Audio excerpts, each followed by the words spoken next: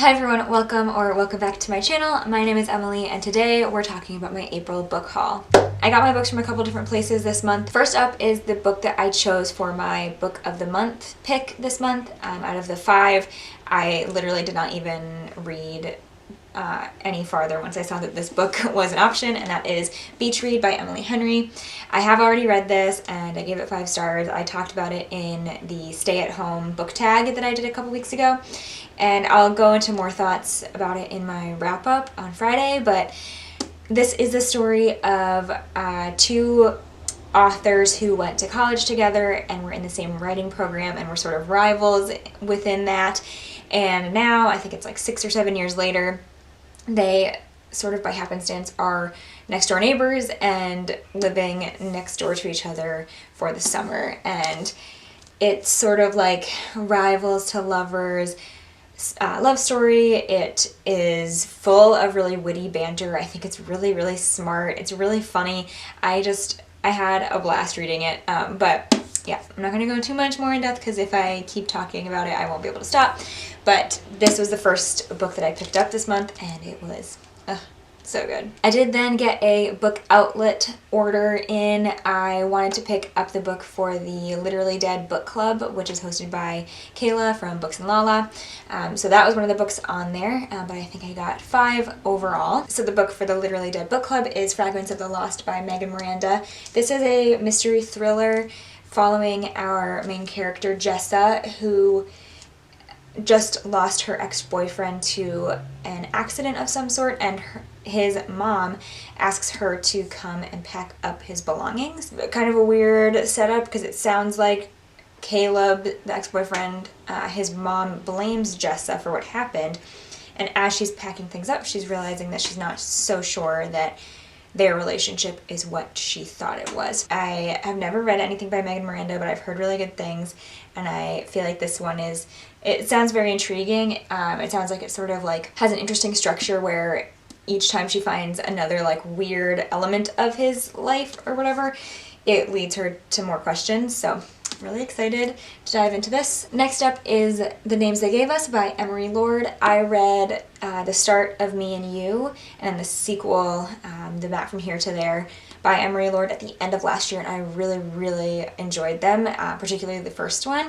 And so when I saw another book by Emery I really wanted to pick it up and give it a try. So this follows our main character Lucy, whose mom relapses with cancer, and upon that diagnosis, Lucy decides to kind of just like cut ties with everything that she knows and that feels like a constant in her life. So she breaks up with her boyfriend.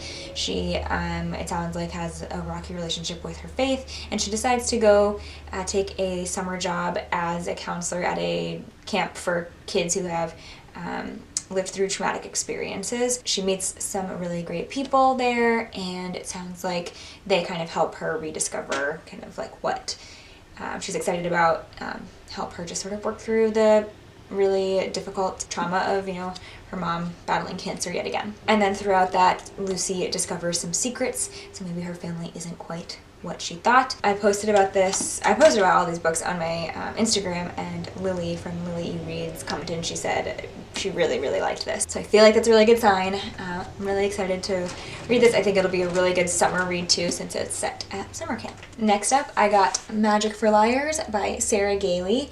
I just read Upright Women Wanted, written by Sarah Gailey, earlier this month, and I did like a try a chapter tag about Westerns, and read that for that challenge, and I really enjoyed the writing style. I was definitely really intrigued, and I've just heard really good things about Sarah Gailey as an author, so I wanted to pick up something else that they've written. So in this one, our main character Ivy is almost like a fully fledged private investigator, and she is assigned to a case at Osthorn Academy for Young Mages. There has been a gruesome murder, and so she is the one who is chosen to investigate. So it's like murder mystery, but also fantasy, magic, like witches, wizards, etc. So it's a really cool mix of things that I'm really intrigued by. And yeah, really looking forward to reading another book by Sarah Gailey. It's something a little bit longer too. I liked Upright Women Wanted, but it was so quick I felt like I didn't really get enough of a chance to like really dig in. So I'm excited to do so with this. Then I also picked up Sorcery of Thorns by Margaret Rogerson.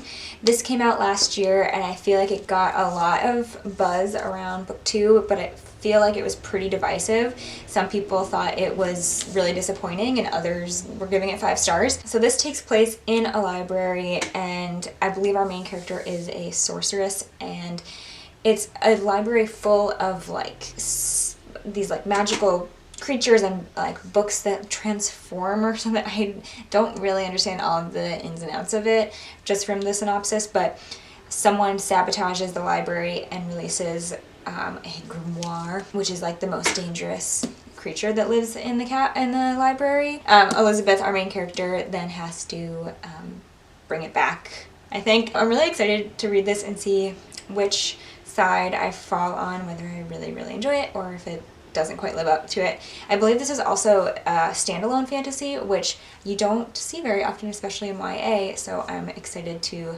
try that out. I don't think I've read many, and this one, I don't know, the like magical library setting really, it does something for me, so I feel like I'm gonna really like this one, but we'll see. And then finally from Book Outlet I got No Happy Endings by Nora McInerny. This is Nora's most recent memoir that she published a couple of years ago, and I am obsessed with Nora McInerny. I think she is just like a really cool person. She lives in the Twin Cities, where I lived for 4 years, and she kind of, I guess, got her start in like what she does now in a pretty like depressing way. So she lost her father, her husband, and miscarried her second child all within like 3 months or something insane. She had a horrible year, and from that she wrote a book called It's Okay to Laugh, Crying is Cool Too, and she also launched a nonprofit called Still Kickin' that provides grants to people who just need help. So anyone can apply for whatever reason, and they just give money to help people out, kind of as a tribute to her late husband's life and what he believed in. She also hosts a couple podcasts. One is Terrible Thanks for Asking, and the other is Cafeteria Christian. She just is a really cool person. Her Instagram is like my favorite thing. I just really enjoy her and her sense of humor, and so I wanted to pick this up. So this book in particular, the first one was about her kind of like dealing with her grief and going through all of the motions of like what happened after her worst year ever. This one picks up when she, I think, like met her current husband and talks about kind of that process for her. So that's kind of my general understanding, but I saw this on Book Outlet and needed to get it because I love her. That brings me the next book. I pre-ordered from one of my local bookstores, Bad Moms by Nora McInerny. This is a novel based on the Bad Moms movie with Kristen Bell, Kathryn Hahn, and Mila Kunis. So it's all the same characters, but she gives them more of a backstory and just gives it a little bit more meat, I guess. And like I said, I think she is hilarious. I love her sense of humor, and she kept posting about this and how she's really proud of it and that it will make you pee your pants from laughing. So I definitely wanted to pick it up. But yeah, I really liked the first Bad Moms movie. I thought it was really funny. The Christmas special is really bad. I could not make it through, but I have faith that Nora will have done something really hilarious with these characters and with this story, and I feel like she'll just be like totally unapologetic about it too. So really excited to read this at some point. And since I was already ordering that, I figured why not order a couple others. So we talked about Beach Read earlier, which renewed my love of Emily Henry. She wrote one of my top 10 favorite books of 2019, and so I picked up When the Sky Fell on Splendor by Emily Henry.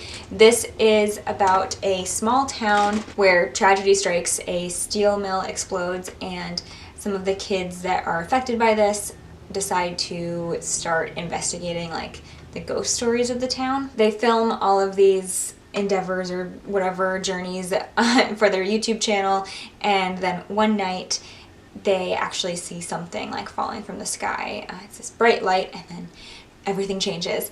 I think it's a little sci-fi, sort of. That's kind of the vibe I get just from the cover. I am just obsessed with Emily Henry as of right now, so I had to get this. I tried to get The Love That Split the World as well, but it was out of stock.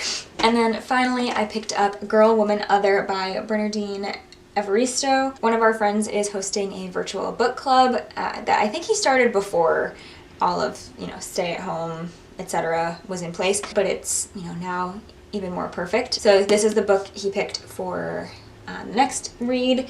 This is about a bunch of different Black women and non-binary folks living in Britain, and it just kind of looks at all the intersections of their race and, you know, gender, sexuality, etc., and just talks about and explores 12 very different people who all have something in common. It won the Booker Prize last year. I've heard really good things about it, and that it's just really smart and witty and funny, and so I'm excited to read this and then discuss it with some folks. It is relatively long, so I'm now like calculating that, you know, I only have so many days to get this read, so definitely want to start this sooner rather than later. So that is that. Those are the 9 books I picked up over the course of April. I feel like this is a really good haul filled with a lot of really promising reads for the upcoming months at home. If you think there are any that I should prioritize, any that you would really like to see me read or you want to talk about, please let me know in the comments down below. You can also find the links to all of my social media accounts in the description box if you would like to connect with me there. If you enjoyed this video, please give it a thumbs up and subscribe so you don't miss out on my next video. But until then, happy reading. Bye.